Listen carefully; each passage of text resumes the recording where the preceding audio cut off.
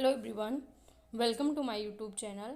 आज का हमारा टॉपिक है संरचनात्मक प्रकारवाद। तो संरचनात्मक प्रकारवाद से संबंधित जो भी सिद्धांत हैं या इनके अंतर्गत जितने भी थिंकर्स आते हैं जिनके बारे में सोशियोलॉजी के सभी एग्ज़ाम में क्वेश्चंस पूछे ही जाते हैं, क्योंकि ये बहुत ही इम्पॉर्टेंट टॉपिक है, या फिर यूँ कहें कि ये सोशियोलॉजी के स्टार्टिंग का बेस है।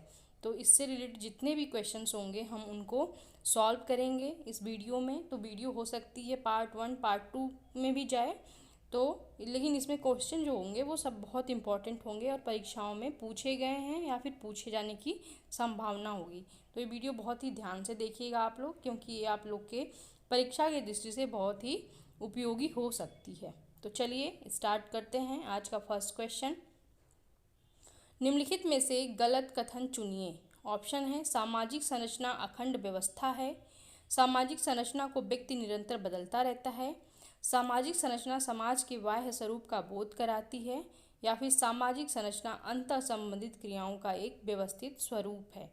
तो इन चारों ही ऑप्शंस में से आपको गलत कथन चूज करना है। तो इसका जो राइट आंसर है वह है ऑप्शन ए, सामाजिक संरचना अखंड व्यवस्था है। यह गलत है, बाकी ये तीनों ऑप्शन सही हैं।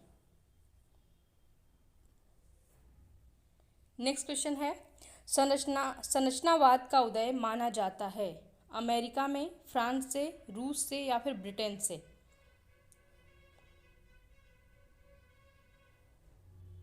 तो इस क्वेश्चन का जो राइट आंसर होगा वो है ऑप्शन बी, फ्रांस से। नेक्स्ट क्वेश्चन है, समाज के बाहरी ढांचे को सामान्यतः किस नाम से पुकारा जाता है? सामाजिक अंतःक्रिया, सामाजिक व्यवस्था, सामाजिक संरचना, या फिर सामाजिक संगठन। तो इसका जो राइट आंसर होगा वो है ऑप्शन सी, सामाजिक संरचना। चलिए नेक्स्ट क्वेश्चन देखते हैं, निम्नलिखित में से कौन सा सामाजिक संरचना का अंग नहीं है? ऑप्शंस हैं सामाजिक व्यवस्था संस्थाएं, सामाजिक प्रतिमान, व्यक्तियों द्वारा ग्रहण किए गए पद एवं भूमिकाएं, या फिर सामाजिक समस्याएं। तो सामाजिक संरचना का अंग कौन सा नहीं है बताना है आपको, क्योंकि ये बहुत ही इम्पॉर्टेंट टॉपिक है, तो इसलिए इसके बारे में आपको अच्छी जानकारी होनी चाहिए। तो इसका जो राइट आंसर है वह है ऑप्शन डी, सामाजिक समस्याएं। नेक्स्ट क्वेश्चन है, संरचनात्मक उपागम के अंतर्गत किसका विश्लेषण किया जाता है? परिस्थितियों का, व्यक्तियों का, भूमिकाओं का, या फिर इन सभी का। तो संरचनात्मक उपागम के अंतर्गत इन तीनों ही ऑप्शन का अध्ययन या विश्लेषण किया जाता है। तो ऑप्शन इसका डी राइट आंसर हो जाएगा। नेक्स्ट क्वेश्चन है, जो एक व्यवस्था से अनुकूलन बनाए रखते हैं वे कहलाते हैं, क्या कहलाते हैं? प्रकार्य, अकार्य, गुप्त कार्य, या फिर अंतर्निहित कार्य। तो जो व्यवस्था से अनुकूलन बनाए रखते हैं उसे कहते हैं हम प्रकार्य। तो ए ऑप्शन इसका राइट आंसर हो जाएगा। नेक्स्ट क्वेश्चन है, किसी समाज के अनुकूलन में सहायक प्रत्यक्ष परिणाम को क्या कहा जाता है? प्रकार्यवाद, प्रकार्य, विचलन, या फिर अकार्य। तो इसका जो राइट आंसर होगा वो है ऑप्शन बी, प्रकार्य। नेक्स्ट क्वेश्चन है, प्रकार्य शब्द का प्रयोग सर्वप्रथम किया गया 1893 में, 1875 में, 1859 में, या फिर 1894 में। तो इसका जो राइट आंसर होगा वो है ऑप्शन ए, 1893 में। नेक्स्ट क्वेश्चन है, प्रकार्य का समाजशास्त्रीय अर्थ क्या है? क्रिया, भूमिका, परिणाम, या फिर समारोह। तो इसका जो राइट आंसर होगा वह है ऑप्शन सी, परिणाम।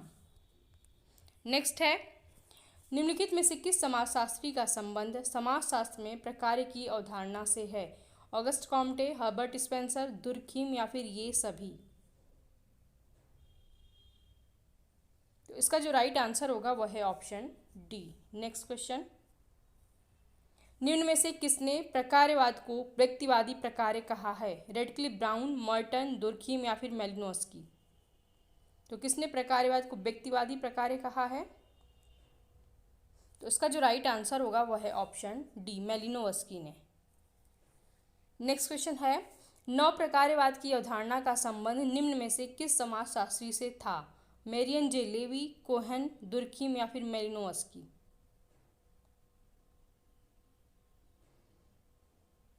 तो इसका जो राइट आंसर होगा वह है ऑप्शन बी, कोहन। नेक्स्ट है, प्रकार्य का संबंध डैश निर्माण करने वाली इकाइयों से है। सामाजिक संरचना, भाषा निर्माण, व्यक्तित्व निर्माण या फिर सांस्कृतिक प्रकार्य। इसका जो राइट आंसर होगा वह है ऑप्शन ए, सामाजिक संरचना।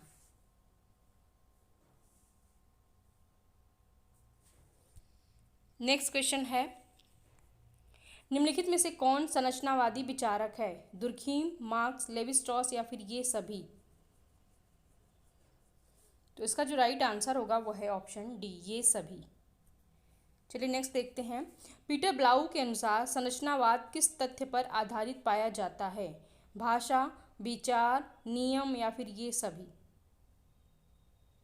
तो इसका भी राइट आंसर है ऑप्शन डी, ये सभी। नेक्स्ट क्वेश्चन है, थियोरी ऑफ सोशल स्ट्रक्चर नामक पुस्तक के लेखक कौन हैं? SF Nadel, R K. Merton, T. Parsons या फिर लेवी स्ट्रॉस। तो ये चारों थिंकर्स जो दिए गए हैं बहुत ही इंपॉर्टेंट हैं और ये सोशियोलॉजी के बेस हैं, तो इनके बारे में हमें बहुत ही डीप नॉलेज होनी चाहिए जिससे हमें एग्ज़ाम में क्वेश्चन को सॉल्व करने में आसानी हो। तो इसका जो राइट आंसर है वह है option A, SF Nadel. Next question है, नाडेल की सामाजिक संरचना की परिभाषा में मूल अवधारणा कौन है? संगठन, भूमिका, संबंध या फिर परिस्थिति। तो इसका भी राइट आंसर होगा ऑप्शन बी, भूमिका। नेक्स्ट क्वेश्चन है, फ्रांस के संरचनावादियों के अनुसार संरचनावाद की जड़ें किसमें निहित पाई जाती हैं? भाषा, विचार, कानून या फिर सामाजिक संरचना। तो इसका जो राइट आंसर है वह है ऑप्शन ए, भाषा। नेक्स्ट क्वेश्चन है, संरचनावादी सिद्धांत का जनक निम्न में से किस समाजशास्त्री को माना जाता है? Claude Levi Strauss, F D. Saussure, Michael Foucault या फिर हर्बर्ट स्पेंसर। तो संरचनावादी सिद्धांत के जनक किसे कह जाते हैं? उसे कहते हैं क्लॉड लेवी स्ट्रॉस को। नेक्स्ट क्वेश्चन है, संरचनात्मक भाषा विज्ञान को विकसित करने वाले सॉसर किस पर आधारित संरचना के पक्षधर थे? भाषा, विचार, धर्म या फिर व्यक्ति समूह। इसका जो राइट आंसर होगा वह है ऑप्शन ए, भाषा। नेक्स्ट क्वेश्चन है, कौन सा सिद्धांत इस बात पर बल देता है कि सामाजिक स्तरीकरण में व्यक्तियों का एकीकरण व्यक्ति के गुणों या पुरस्कार पर न होकर प्रकारों के आधार पर होता है? मार्क्सवादी सिद्धांत, प्रक्रियावादी सिद्धांत, सांस्कृतिक सिद्धांत या फिर संरचनात्मक सिद्धांत। तो इसका जो राइट आंसर है वह है ऑप्शन डी, संरचनात्मक सिद्धांत। चलिए नेक्स्ट देखते हैं, संरचनावाद तुलनात्मक रूप से विकसित बौद्धिक जगत की एक डैश है। भाषा, विचारधारा, संरचना या फिर गुणवत्ता। तो इसका राइट आंसर है ऑप्शन बी, विचारधारा। नेक्स्ट क्वेश्चन है, यह कथन किसका है? प्रत्येक प्रकार की सभ्यता में प्रत्येक प्रथा, भौतिक वस्तु, विचार और विश्वास कुछ महत्वपूर्ण प्रकार पूर्ण करता है। मैकाइवर, लेवी, डेविस या फिर मेलिनोवस्की।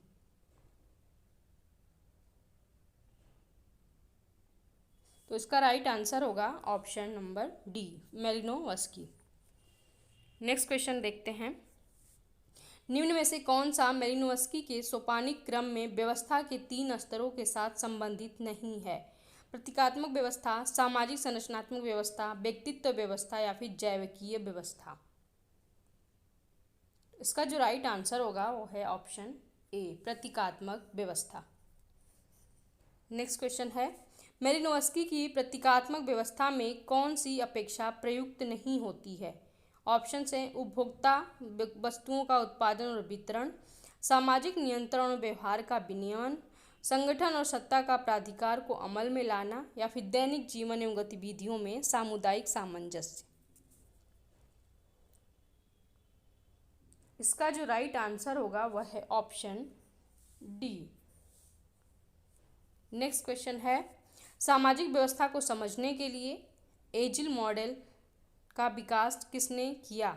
रेडक्लिफ ब्राउन, टॉलकट पार्सन्स, मेलिनोवस्की या फिर नॉडेल।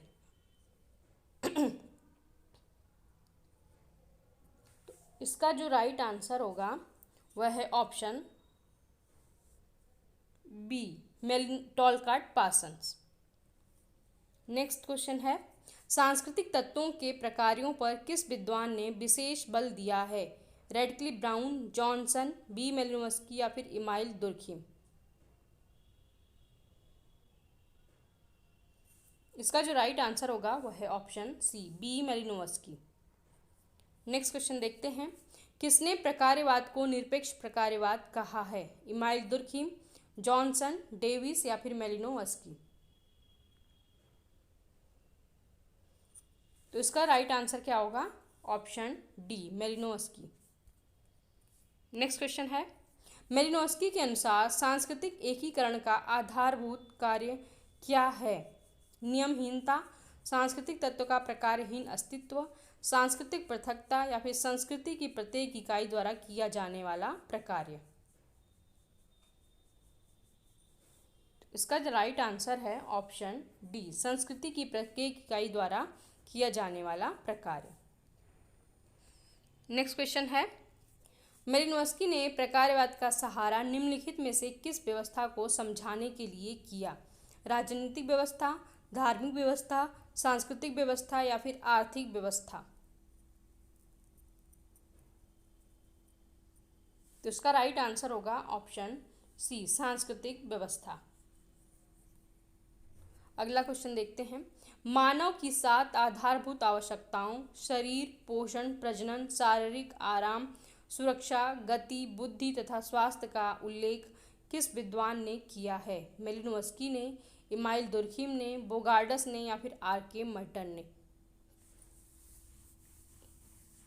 तो ये बहुत ही इंपॉर्टेंट क्वेश्चन है और इन जो आवश्यकताएं दी गई हैं, मेलिनोवस्की ने 7 आवश्यकताएं बताई थी।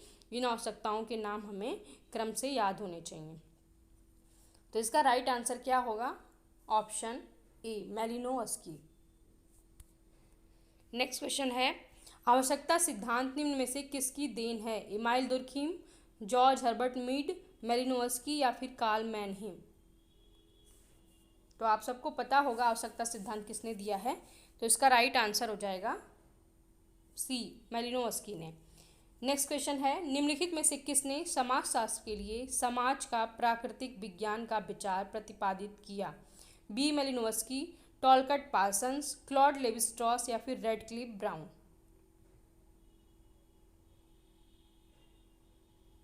इसका राइट आंसर है ऑप्शन डी, रेडक्लिफ ब्राउन।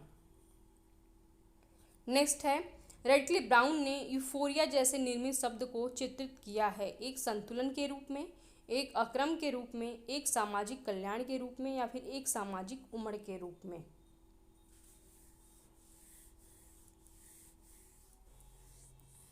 तो इसका राइट आंसर है ऑप्शन सी, एक सामाजिक कल्याण के रूप में। अगला क्वेश्चन है, मूर्त सामाजिक संरचना तथा संरचनात्मक रूप के बीच अंतर किसने किया? रेडक्लिफ ब्राउन, टॉलकट पार्सन्स, लेवी-स्ट्रॉस या फिर मर्डॉक।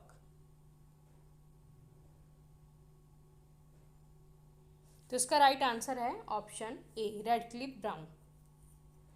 चलिए नेक्स्ट देखते हैं, किसका कथन है कि सामाजिक मानव विज्ञान तुलनात्मक विज्ञान है? Radcliffe Brown, R K. Merton, Malinowski या फिर एम.एन. श्रीनिवास। तो किसने सामाजिक विज्ञान को तुलनात्मक विज्ञान माना है? तो वो माना है रेडक्लिफ ब्राउन ने। ए ऑप्शन इसका राइट आंसर हो जाएगा। नेक्स्ट है, सामाजिक संरचना स्थानीय विशेषताओं से प्रभावित होती है, यह किस विद्वान का मानना है? नाडेल, गिन्सबर्ग, रेडक्लिफ ब्राउन या फिर इमाइल दुर्खिम। इसका राइट आंसर हो जाएगा ऑप्शन सी, रेडक्लिफ ब्राउन। चलिए नेक्स्ट देखते हैं, रेडक्लिफ ब्राउन ने किसकी निरंतरता के माध्यम से संरचना की निरंतरता के बने रहने की बात की है? प्रकार्य, लोकरीतियों, अकार्य या फिर व्यक्तियों के समूह।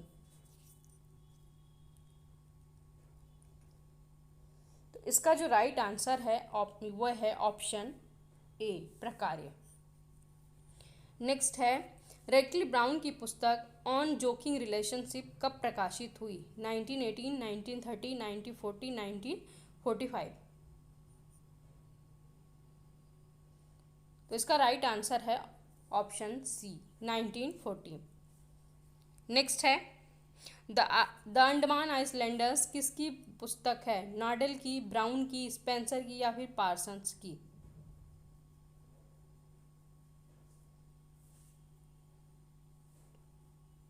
तो ये बुक है रेडक्लिफ ब्राउन की, बी ऑप्शन का राइट आंसर हो जाएगा। नेक्स्ट है, the structure and function in primitive society किसकी पुस्तक है? स्ट्रॉस की, नॉडेल की, ब्राउन की या फिर स्पेंसर की?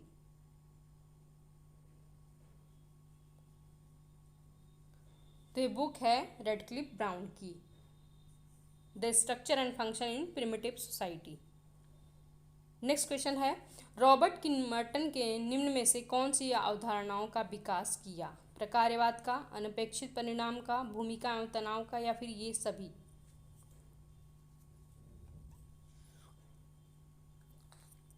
तो रॉबर्ट मर्टन ने इन तीनों ही अवधारणाओं का विकास किया है, तो इसका राइट आंसर है ऑप्शन डी, ये सभी।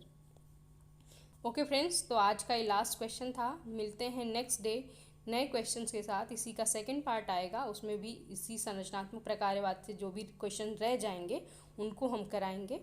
तो आप लोग बताइएगा कि आपको ये क्वेश्चंस कैसे लगे। अगर आपको वीडियो अच्छी लगी तो प्लीज़ इसे लाइक करिएगा, और अगर चैनल पर नए हों तो चैनल को सब्सक्राइब कर लीजिए, जिससे आगे आने वाली वीडियो का नोटिफिकेशन आपको मिलता रहे। वीडियो देखने के लिए बहुत बहुत धन्यवाद।